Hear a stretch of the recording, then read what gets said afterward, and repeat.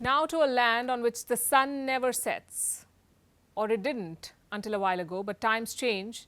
At its zenith, the UK was a colonial beast. Today, it finds itself in dire straits. Britons are living in desperate times. Supermarkets are running out of supplies. Monthly savings are sharply plummeting.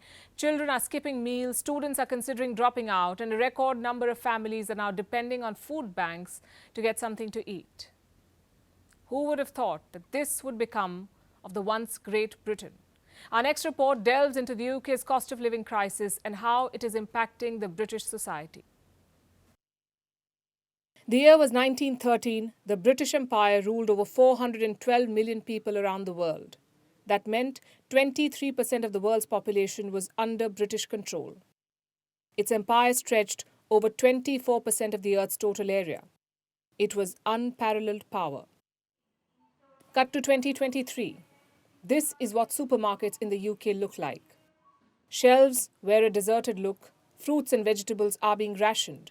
Most of the country's supermarket chains, the likes of Tesco, Asda and Morrisons, have resorted to unprecedented rationing.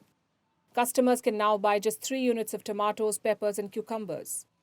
The sale of lettuce, broccoli, cauliflower and other vegetables has been curbed too. The government blames bad weather in Europe and Africa for this. This is the time of the year when the UK imports more than 90% of its tomatoes and peppers. But the crisis is unique to the UK. And Europeans are making it a point to remind Britons about that. On social media, European Union citizens pointed out that vegetable supplies in their countries had not been disrupted due to bad weather.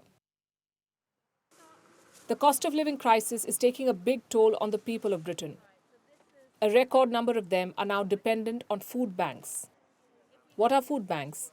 Mostly voluntary and charity-driven organizations that give free food to underprivileged people. Almost 90% of British food banks have reported a steep rise in demand over the past 3 months. If demand rises further, they'll have to turn people away. Pensioners and families with babies have been hit particularly hard. Students are being forced to skip meals to save money. Reports say almost 62% students are spending less on food and essentials. Students are eating 2 meals a day and working part-time jobs to make ends meet. Many of them are reaching out to their families for financial help. Others even considering dropping out of their courses. On the brighter side, inflation is slowly easing, but food inflation still stands at 16.3%. British households could see a fall of over 4% in their disposable incomes this year, the largest drop since records began in 1956. And the impact is already visible. According to a study by Aldermore Bank, the average Briton is saving half the amount of money they did compared to last year. A third of British savers say their financial situation is not sustainable and that they haven't saved anything over the last year. Britons have reduced shopping for non-essential goods, they're socializing less, and they've cut down on using their cars.